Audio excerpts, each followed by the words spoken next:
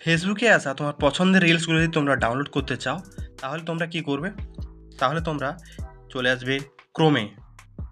ক্রোমে আসার পর আমি একটা লিঙ্ক এখানে পেস্ট করব।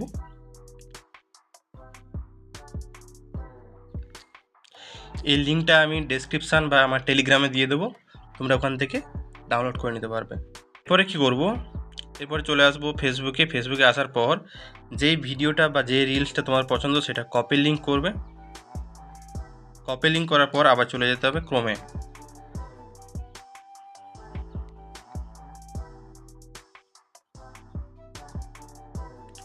ক্রোমে আসার পর এই যে দেখতে পাচ্ছ এই অপশানটা, এই যে ফাঁকা জায়গাটা, এটাতে জাস্ট যে ফেসবুকের লিঙ্কটা কপি করা ছিল এটা পেস্ট করে দিতে হবে। পেস্ট করার পর এখানে ডাউনলোড অপশানে টাচ করতে হবে। করলে যে দেখতে পাচ্ছ download video in HD quality, এটা টাচ করতে হবে।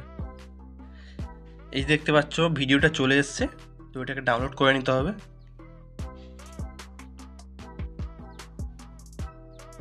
এই যে দেখতে পাচ্ছ নোটিফিকেশান দেখাচ্ছে এখানে ডাউনলোড হচ্ছে।